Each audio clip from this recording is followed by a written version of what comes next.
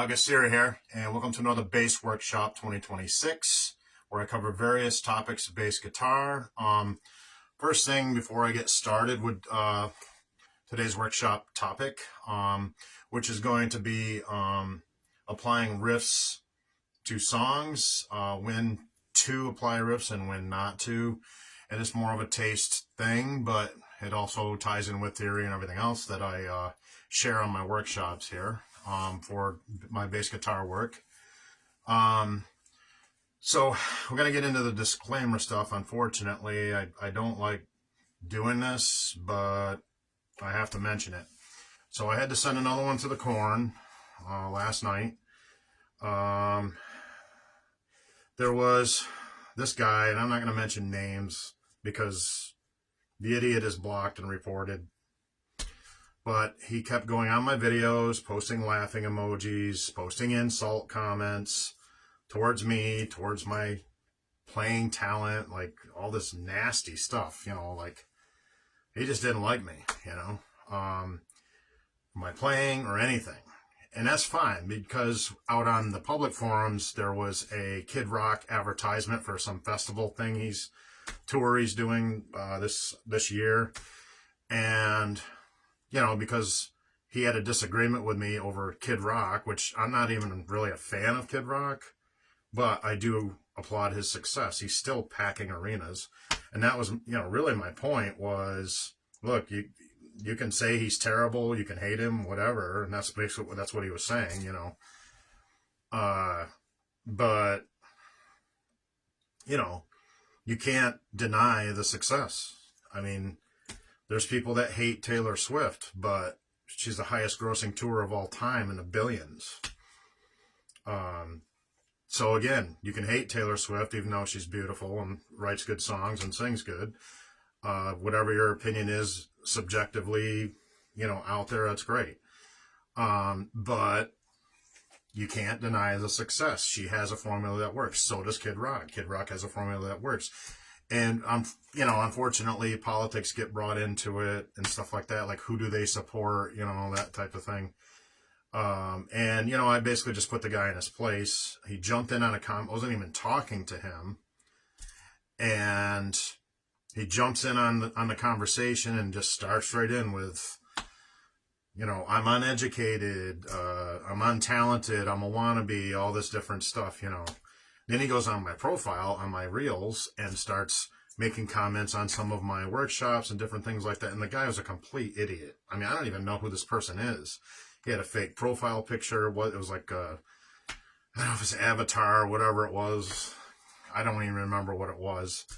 And his profile was locked private, so you couldn't see anything that he had on his profile. So very suspicious to begin with. So here is some random idiot with a fake profile going out trolling people who are not even talking to him. I was talking to the original person who was on that advertisement for the tour, festival thing, whatever it was, Nashville and, around, he tours the world. But I think this was about some big show in Nashville with other bands or something like that.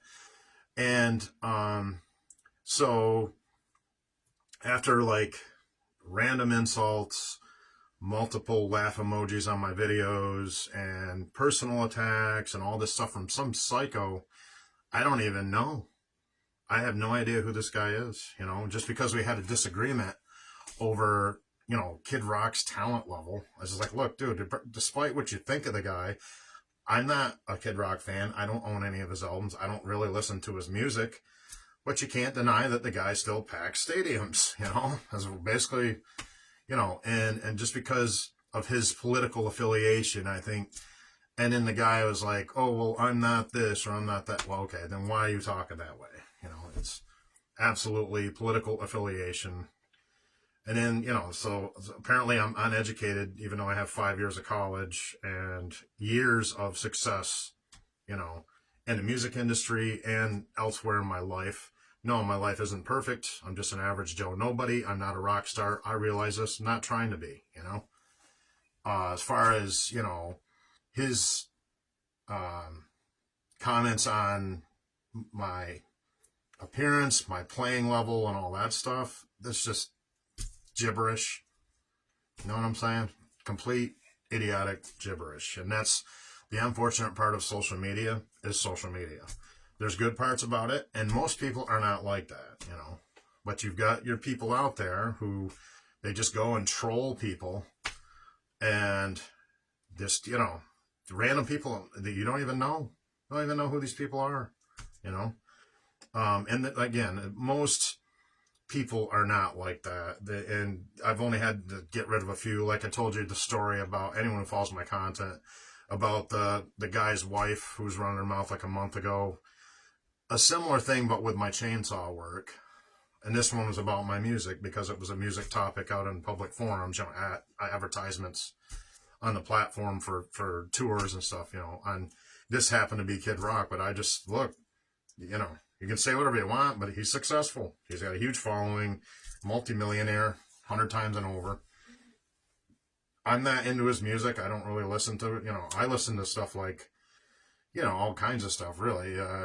But, you know, I'm more into the heavier end, like Marilyn Manson. I like that stuff. I like, you know, any of that darker, gloomy stuff like that. You know, to classic rock, to blues, you know. You know, blues is my country. That's why I love blues, you know. But, you know, like I said, I'm sure some of you watching this have dealt with that, or all of you, at some point in time. If you comment out in public forum, like not just forum, but just like advertisements, anything that's public that's out there, you're going to get that. You're going to, unfortunately, you open yourself up to trolls, you know, and disrespectful people hiding behind a smartphone screen, you know. Had he spoken to me like that in person, well, I don't think you need to know what would have happened, you know. You know, they don't have the balls to say that in person. They hide behind their computers and their devices, you know. And they can just blurt out random idiotic stuff with no repercussion. I did report the comments. I haven't got a reply back yet from the platform, but I'm sure some of those will be, you know, the community standard thing, and I would hope he gets some warnings or Facebook jail or something, or they may do nothing. I don't know. I don't care. And I don't even care who that was. But this is just something you got to deal with, especially as musicians or anybody who does something and shares it online out there for public, you know. I don't have a problem with my appearance. Girls like me, you know. I'm in the gym 4 or 5 days a week, along with running the saw on the farm. I stay pretty active. I don't just sit here and do nothing, you know, and expect bills to get paid or whatever, you know. That's just not life, you know. But maybe that's life for some people. It's not life for me. But yeah, I mean, it's just like I said, I don't let that kind of stuff bother me because I've dealt with it numerous times before.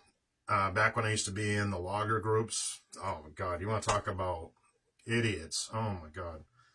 I swear to God, some of those people, if I put them together and added up their IQs, it probably wouldn't equal my shoe size, you know.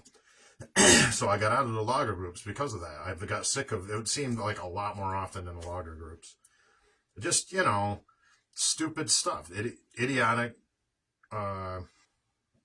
disrespectful, ignorant comments, you know, over people who don't even know you in real life, don't even know about you, don't even know anything other than that one thing that you said. That's all they know. And all of a sudden they explode.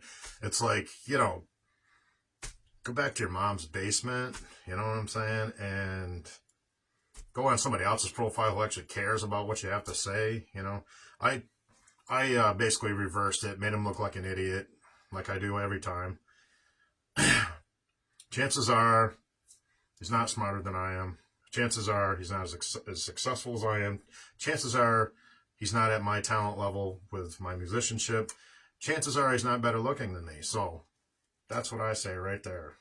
To all the trolls and mouthy people out there who don't have the balls to say stuff like that to somebody in person, but type it on their devices and stuff online, right there. Sit on it and rotate. You know what I'm saying? I think he's mistaking me for somebody who actually cares about what he has to say. That's the funniest part. And it was funny. I was actually, it wasn't like I was upset, you know. It was hilarious, you know.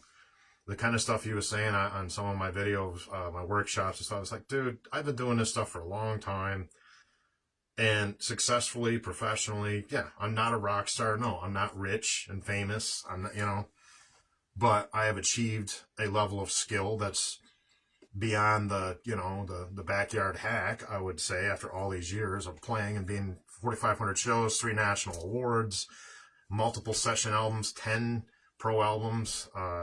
One of them was award winning from Billboard magazine. So yeah, okay, I have no talent. I'm talentless. That's what he said, you know. Okay, well, why don't you come here? You can pick up the bass and show me. You can pick up the guitar and show me. You think you're better than I am, then you come here and you show me. And then if you are better than I am, I'll tip my hat. Chances are you're probably not. So there's that, you know. But, you know, like I said, it's just, I hate doing this disclaimer stuff. I usually do it like this during an introduction, because I don't type it on the public post, and then I've got random strangers come in commenting, and random strangers may see this, and that's fine.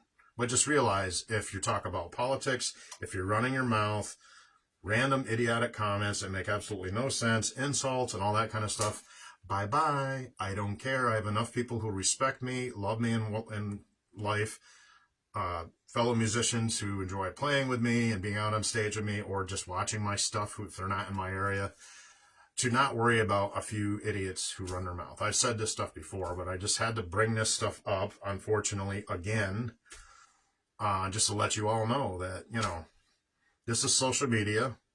I don't post every detail of my life out there, and nor should you, you know. But when you get people like that, you just gotta, that's why they have that block feature and report. Whether anything's done about it or not, I don't care. Goodbye. And if I see that person appear on another profile they create just to come back and troll me again, same thing. Bye-bye. Report, block, goodbye, idiot. Hopefully I don't ever hear from them again. But if I do, I'll handle it the same way I always have, you know. So that's it for the disclaimer, folks. I just wanted to put that out there. This is a place of music. This is a place of sharing music, sharing ideas. Me, you know, showing how I do what I do here at Darkanica Studios, or if I'm not on stage with other artists in the region. Speaking of which, go back and check out my show from the other night with the Nobby Reed Project. That was my first show of 2026, and you know, hopefully I can have a lot more shows this year with that project and others. Nate Machow, David Cassidy, I'll be back out there with them, you know, hitting the stages in 2026 just like I did in 2025, you know. Same thing, open forum, you know, and I'll record what I can. I basically rotate between like 4 or 5 venues. There's Enosburg Falls Country Club, Rail Trail Pub in Enosburg Falls, Twigs in St. Albans, Vermont, and the 98 Mill in St. Johnsbury. And there's a few other places that host, I realize. I only go to I rotate like 4 or 5 of them. And, you know, it's enough for me to get back, you know, get out on stage in front of people and have some fun and, you know, play some music with other performers. You know, that's what it's all about, connecting and communicating and entertaining, you know. So, yeah, I don't let the negative stuff bother me whatsoever. And I don't listen to people like that. I just laugh at them, make them look like the idiots that they are, and then block and report. Bye. That's it. See ya, you know. Makes no difference to me, has no effect on me. I will not lose a minute of sleep over it. And that's how I deal with it, you know.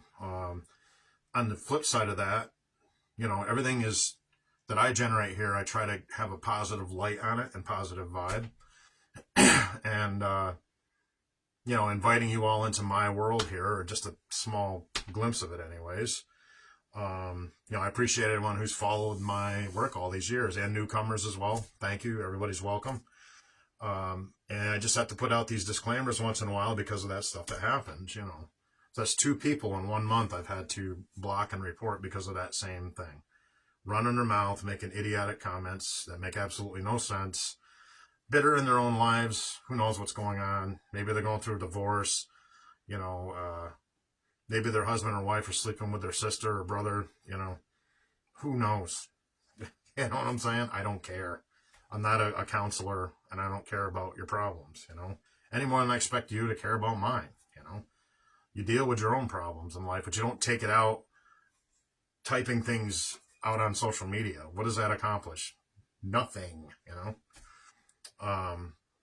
But when you're into negativity and that kind of stuff, so that's about it. I just want to turn the page on that, and now on to the workshop. So I want to show, basically, back to the base, the more fun and interesting stuff than disclaimer. So the topic for this workshop is applying riffs, when to apply them and when not to. So we'll go back to this. I'm going to select a different beat, and I'll just do a couple examples, and then we can talk about it a little bit. I think that'd be the best way to do it.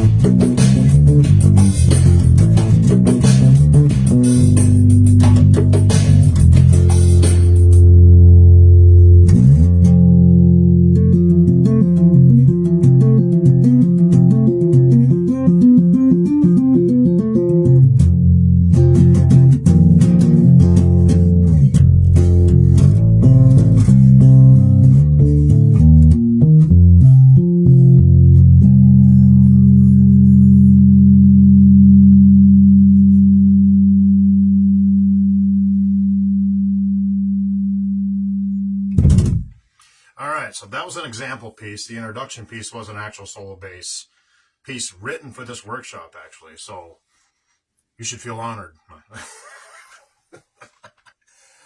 So all right, so sticking with the topic.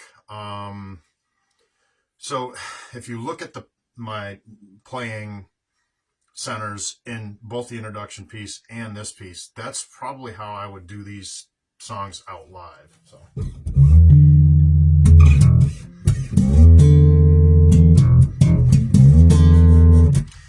Now, without breaking down every single note I played, in interval, and scale degree, and I'm not going to go through all that. You need to figure that stuff out for yourself. But I just wanted to show you more than just tell you, studio to stage. Again, it goes environment. So that's number one. Is it a piece that I'm writing for MP3? I would still probably, the way I designed the introduction piece and the example piece, both of those are examples of what I would do out on stage as well, with a drummer, with a band, if that was an actual piece of music I was playing out live with someone, and the example piece as well. So you can see when to riff, when not to riff. You know what I'm saying? So that ties in with that topic. So that's why I wanted to play those two pieces, because it really explains it in a way sonically of what I'm talking about. So I'll just take like one groove from that example piece, and then I'll expand on what I'm talking about, when to riff, when not to riff. So when I'm in the groove and I'm working off the major third there, so it would be G major third.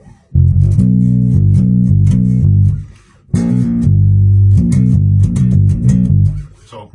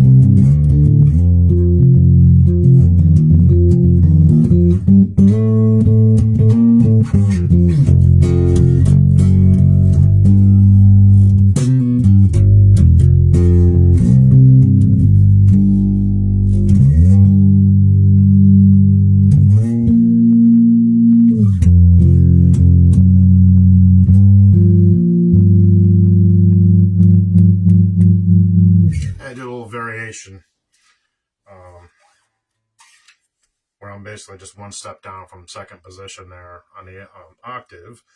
And so that just shows you the type of layers that you can do when you're working off a groove. And it could be any groove. I just use that one section of the example piece for an example, because I could do this all day long. Just play a groove. Okay, I'll show you how I build on it. Make sure that you're holding the phrasing into account. That's really the most important thing. Just play what you're supposed to be playing, and then you can add the frosting later, and that's really holds true, because that I know it's kind of a cliche in the bass community, but it's true. It's true. It's and again, since I'm using original stuff here, I could just do a cover song classic. I did do some examples of that on the last bass workshop, where I did some Zeppelin stuff, some Hendrix stuff. I think I did some BTO, if you remember that workshop from the other day. Now, that's great examples of playing the parts that were written because you're under somebody else's direction and playing somebody else's music. As a bassist, you're a sideman. Unless you're singing and controlling and you're directing the project, that's different.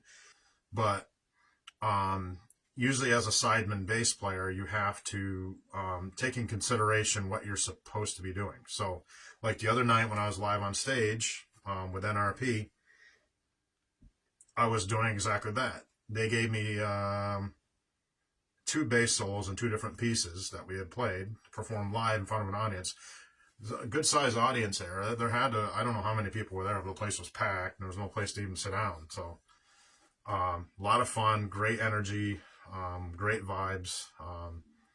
And that's why I love playing there with those guys, because it's like, it's just, you get an immediate audience and they love it. They eat it right up, you know. But I just, to kind of explain what I'm talking about with this workshop topic, that's, if you go back and check out that footage, I posted live footage of it from the other night, right on my timeline, and you know, you can see what I'm talking about. Now, when I had solos, of course, then you can do your thing. You don't have to worry so much about, you know, breaking out of the groove. I mean, you want to break out of the groove because it's your solo time. It's your time in the spotlight, even if it's just for however many measures, you know, that's always different, you know, but depends on the piece. And the front man, you know, when he's coming back in for another verse, obviously your solo time's done. Then other people have solos, keyboardists or the guitar player, whatever, you know, even the drummer sometimes. So if you go back, look at the live footage of me on stage with NRP from the other night, that's the first show for 2026. There'll be hopefully many more this year for me to share with you all. It comes to fruition. You can see me out live in front of an audience. It's not just here, you know, in my home studio, talking about it. I actually go out and do it, you know. And, you know, you can see what I'm talking about as far as my phrasing. You can see me follow along. And again, this is a bass workshop, so I'm talking about, you know, I'm targeting like bass players, you know, for demographic, you know, for that type of content. This is a bass workshop. So from a bass player's perspective, you can see what I was doing with the tone centers, what I was doing with the grooves, what I was doing when I had solo sections in the pieces of music we were performing, and in the set, you know, and, you know, you can just see what I'm talking about. Really, I don't even need to, it's like the directing the machine analogy, you know. When I get on a stage, I am a machine, you know. I put on a different mask, you know, I take this one off and I put on a different mask. That's my public mask, you know, performance mode all the way, you know. So, yeah, so you can see, that's why I like showing the two different studio to stage environments in my content, because then you can see how I am here versus how I play out live. And there's really not that much of a difference, other than, you know, we're usually most of the time playing cover song classics out in front of an audience. So you need to stick to the parts, like I had said before, on that taste can't be taught thing that I always say, you know,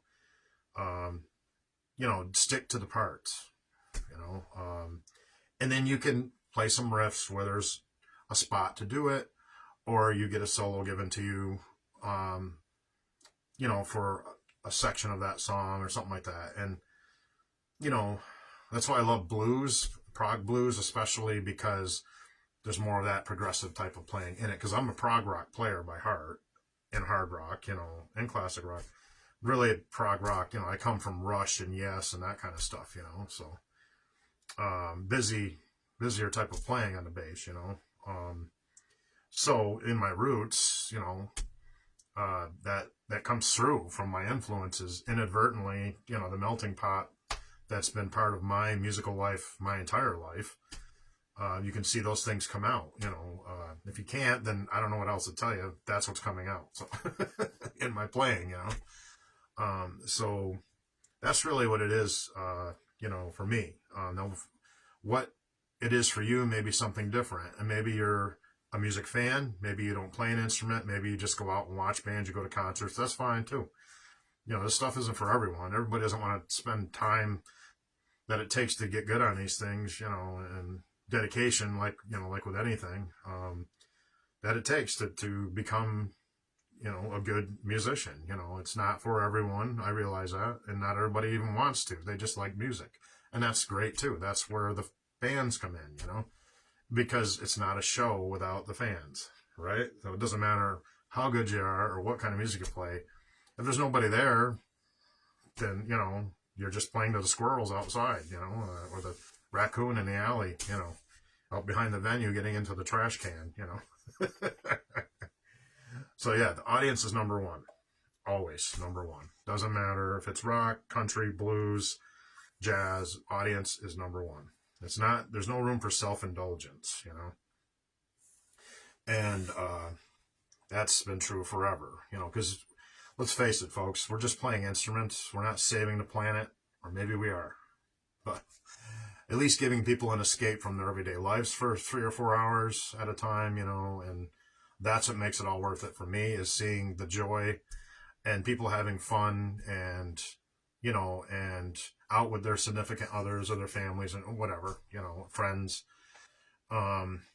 You know, and that's what makes it all great with being a live performer like me and others who may be watching this. And that's really what it's about. It's about the audience. And that's why when you're going to, online is online. You know, I'm really here doing this. There's no AI or any smoke and mirrors. You all know this. I'm the real deal. I'm a real player. Yes, I'm a highly skilled player because I've been doing it forever and studied theory and all those things back years ago, and I still continue to learn. Yes, I understand all that stuff. But all that stuff is just home-based with online, where the real fruition of it is out live in front of an audience. That's where you get the test of, okay, you're in front of a bunch of people, your adrenaline's going, you know, and that's when you need to bring it. That's basically it. You've got to bring it. And, you know, I do every time. You know, I bring the goods every time. I deliver the goods, you know, because of my work here, you know, just studying, learning, doing these workshops, doing my performances here, you know, whether it's full virtual stage on my sound stage or solo bass performances or workshops and guitar stuff too. Guitar is secondary for me. I really just use it as a writing tool and have fun with when I, you know, break out my Les Paul, and it's fun. And I love doing that hard rock stuff because it's just fun. You know, I'm not trying to market it or become a rock star. I don't care. You know, that's why when that troll was running his mouth the other day, like he made the comment of, "Oh, look at you. There's hardly any people there. You're really famous," you know, like sarcastically saying that because the venue wasn't packed, that, you know, and, you know, more idiotic comments like that on my videos, you know, is why he's gone now. But that's not really what it's about for me. The bigger the audience, the better. I've played in front of 5,000 people, you know. Pond Stock Festival, I was there. We were one of the bands on the roster of 25 bands over in Plattsburgh, New York, Shazy, New York. There's me, Mr. Charlie and Blues for Breakfast, Hayes and Jane, Perfect Salesman, numerous other bands there. Big festival thing. And that was awesome, you know. Most amazing festival experience of my life. There was over 5,000 people there. Over 5,000. I mean, I can't remember what the manager got us in there, who owned a venue that we played at numerous times called, it used to be the Teal Lizard in Plattsburgh, and then it changed to McDonough's. And then we played there as McDonough's. The Teal Lizard was like before I even joined the band. They were actually played there before. Also Ground Zero, Hitchcock's, places over in Plattsburgh, you know. Now there's Peabody's and different venues there. I played there too. But Aquasazi Casino, I played there more recently. So there's, actually I have some footage of that. I should go find that for you all. I have, I think, one song me playing at the casino stage there. I only have recorded one song. We played, obviously, you know, 4 sets there, you know. But, yeah, I'll have to dig that out and reshare it for you all sometime here. And so, you know, my point with this is that, telling you this, is that the manager got us into the festival. I had a t-shirt and it got ruined, but of the festival with our name on it and all the other bands. It was a pyramid with an eye on it, and it had all the names of the bands inside the pyramid with ours in there too. It was really cool. I wish I didn't get that shirt ruined. I should have put it away, you know, for memorabilia's sake, you know, and just not worn it and just hung it up in a closet or something, you know. But anyways, the manager, this guy's name was Tony, Italian guy, and I can't remember his last name.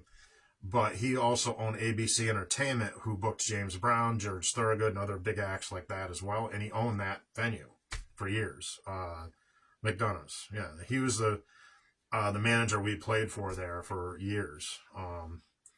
And I don't know. I think he lives in Keysville. I don't know. I'm not sure if he lives in Keysville or if he runs his business out of Keysville and lives someplace else. I don't know. I never got that personal with the guy, but I tell you, he would call you out. Like, I sang a verse wrong one night to what was I playing? A Rick Derringer song, and I think I reversed words or something in one verse. He called me out on that.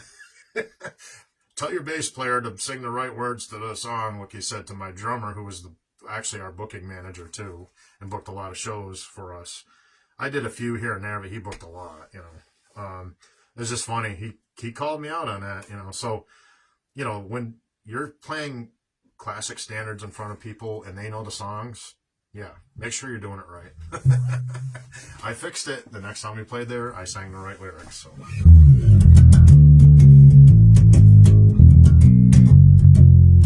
So, anyways, enough of this history lesson that most of you probably could care less about, but I'm just telling you that from studio to stage, the concept needs to be consistent with what I'm showing here. You know, so.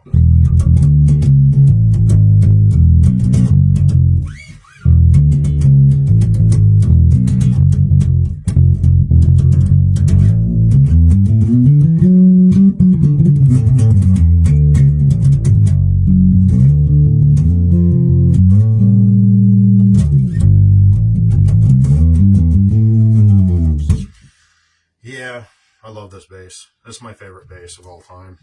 American Professional 2 Series P bass. Sick bass. And actually, you know, at the $2,000 level for USA Fender, this plays like a much more expensive, like almost like custom shop. And I played custom shop. And the fit and finish is amazing. This came set up excellent from the factory. Just amazing bass. I have a more expensive bass, the American Vintage 2, that's closer to $3,000. This one's like was like 2,000, a little over 2,000 with tax and all that, but something like that. Because I bought it brand new. You can get them cheaper used, obviously, $1,500 to $1,700 range or whatever. But I tell you, this thing, when I got this last year, it fits me like a glove, and I love it. The tone is amazing. I've had this out live. I just reposted from the mill. I've posted numerous shows from the 98 mill venue I play at down in St. Johnsbury, Vermont. This is in it.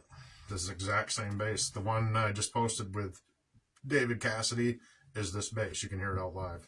And I plan on using this one more often. I just, you know, I get the jazz bass. That was a debut for my USA Pro 2 jazz bass the other night. And that one is Silver Ghost. I was going to call it something else. I think Silver Ghost is kind of cool. This one's nickname is Envy. My Les Paul is Octane. And my American Vintage 254 reissue is Cream Dream. Cream Dream. Because it's warm and creamy, you know.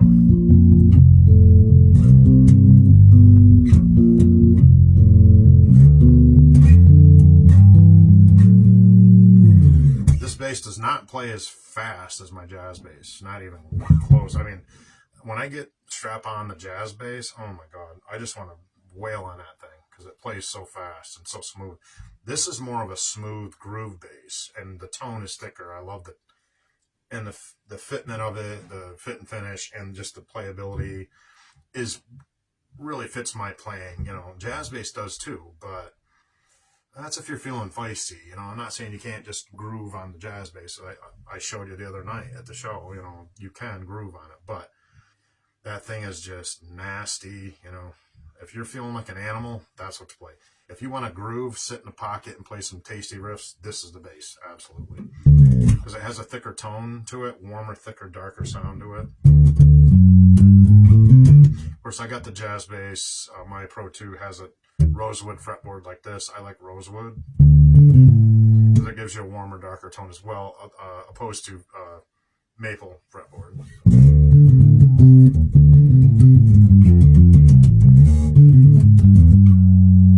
So you can really, not that this is a gear chat, but some people, and again, not to get into gear chat, but some people have said, well, there's no difference between the Player Series, Player 2, and the USA. Right. Not even close.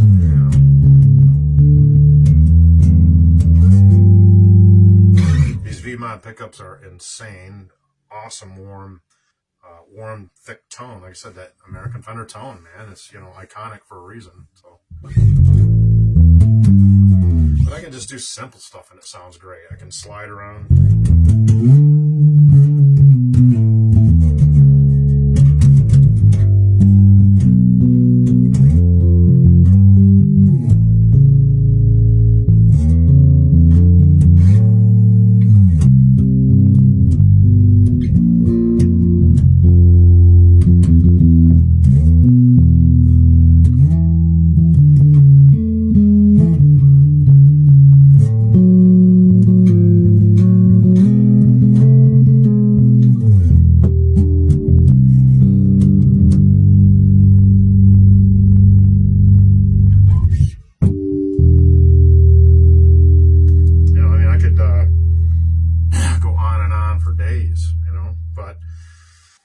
So, and sticking with the topic, I don't want to float too much on you folks. That's really what it's all about with building your skills, and it doesn't matter what kind of bass you have. If you're just learning, or even if you're playing out live. I mean, I gig thousands of shows with an import. I was a Mexican jazz bass, wasn't any good, but I still played it anyways. And then I had a Korean-made Spectre bass, 2 of them.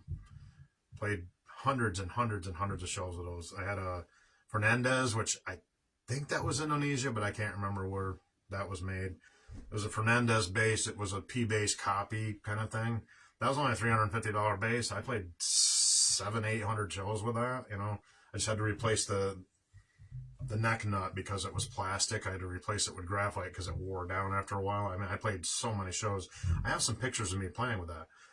It was an alright bass. It got me by. It wasn't this kind of quality level, or my other ones that I currently own, but it was still, it got me by. I made tens of thousands of dollars with those basses, and they're only $400 or $500 basses, basically. And I had 3 of them, and you can see, I can show some past pictures with those.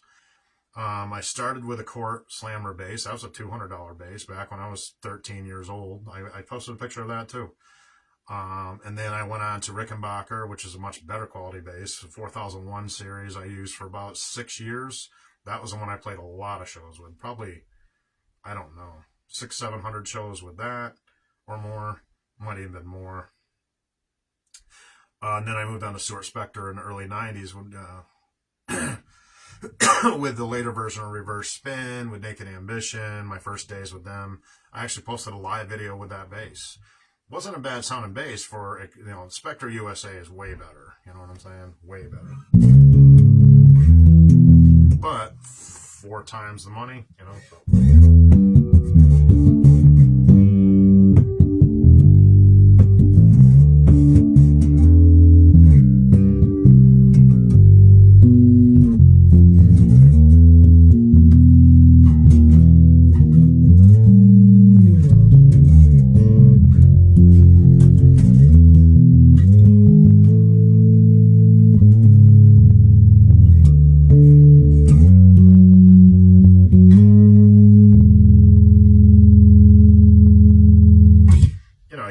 You just can't play a bad note on this thing.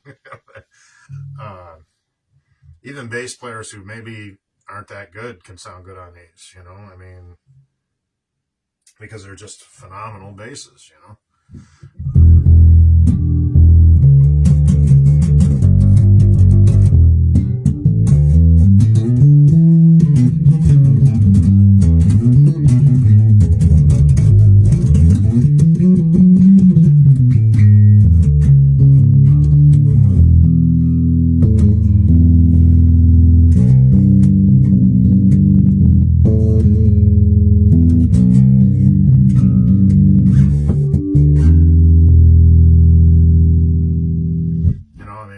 effortless. You know, I mean, but anyways, so in the sticking with the concept topic is, you know, from studio to stage, and creating the right type of bass lines that are riffs, because you should be doing the bass lines that are on whatever songs on the set list for the band is playing. You know, if there's signature riffs or stuff that needs to be in there, then obviously stick to that. Then you can, when you have a little space, if you can get a short solo where you can take the spotlight for a little bit, then you can bring out some of your tools in your toolbox above and beyond what the written bass line is, you know, so.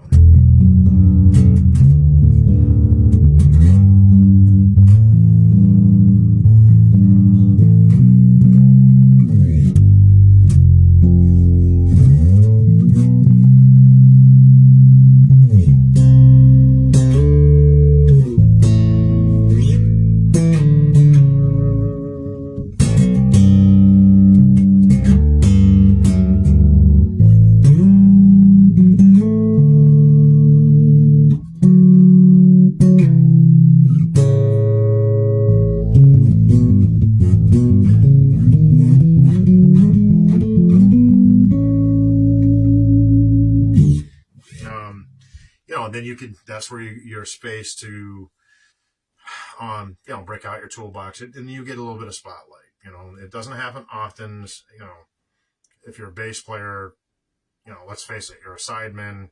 Most of the attention's always on the front man, but they do share the spotlight once in a while. You know, that's where your toolbox comes in. You know, where you can play some of these progressions that you've been working on and bring it out into the live environment. That's really the fun of showing the fruits of your labor, so to speak, you know.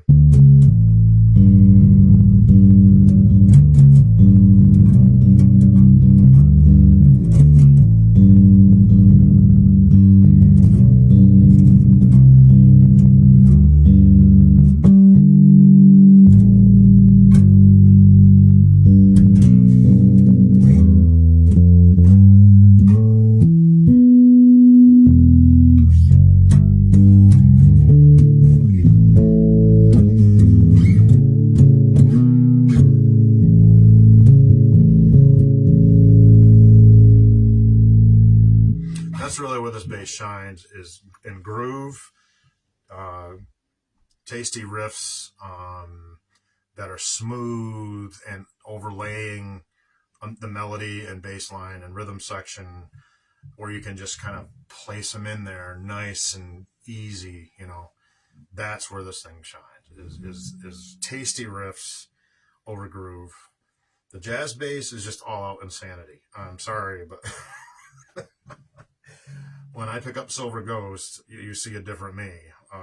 Yeah, I don't know what it is about that bass, but it's like it's I don't want to say it's evil, but holy moly, it is definitely some evil sounds coming out of it. You know, it's sick. You know, there's no other description switching between the P and J that I can say that this is the foundation, rock solid thumper, and that is the solo bass. That's why, you know, look at Jocko, hello, you know, Marcus Miller, Flea, and numerous other big pros use a J bass because they have a thinner profile neck and faster playability, and actually better funk basses, you know, for funk style thumb and snap. I did some of that at the show the other night too.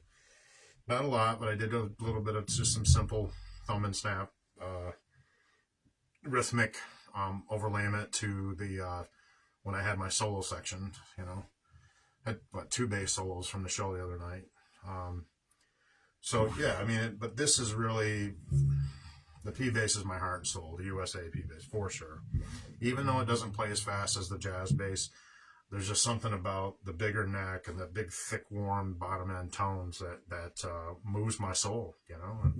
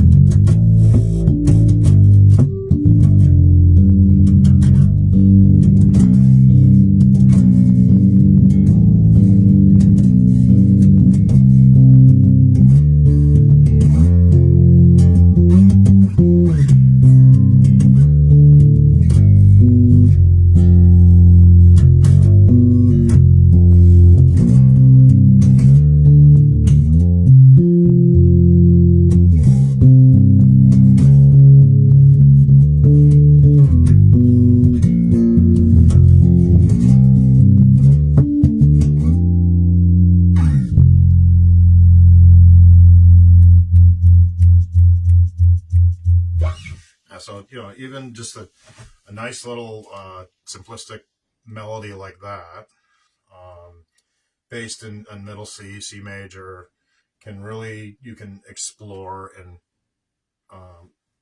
build. That's a big thing that I always teach, is building blocks from patterns and shapes, scale shapes, chord forms, and whatever you're deriving it from. Obviously, if you're doing cover song classics, there is less creativity there, and you need to stick to the parts, like I've said 100 times before. But then you can also put some of yourself in there. You can put maybe some riffs that aren't on the original piece, and without going overboard. That's that taste can't be taught thing again. Doesn't matter how much you learn in the classroom, you need to be able to apply a common sense knowledge of playing along with your playing style, not just theoretical explanation of everything. Yes, that's very important. Academics, number one, of course. But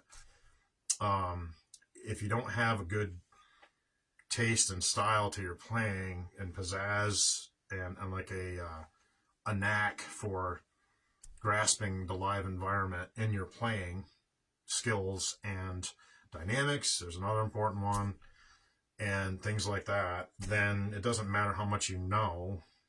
Nobody's going to want you to play in their band, because you're too loud, you're too busy, you don't pay attention to the parts.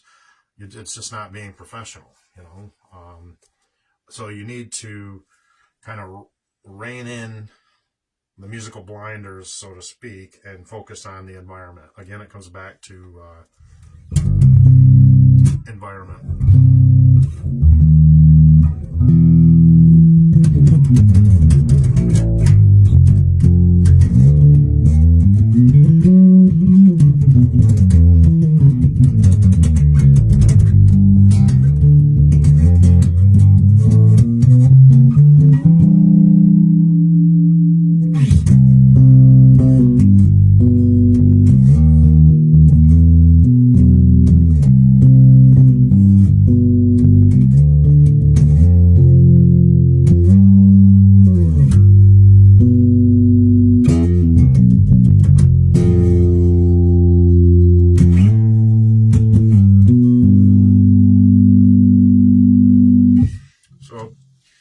As you can see, you can, I'm not trying to like over pontificate about the American P bass and how amazing they are.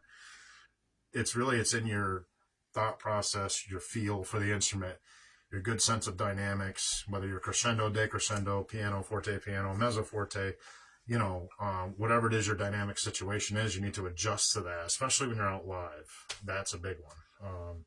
So focus on your parts, focus on your dynamics, listen to whoever's directing, follow the music, and if you get some spotlight given to you, then hit it with a fierce vengeance. That's my advice, and that's what I do all the time. So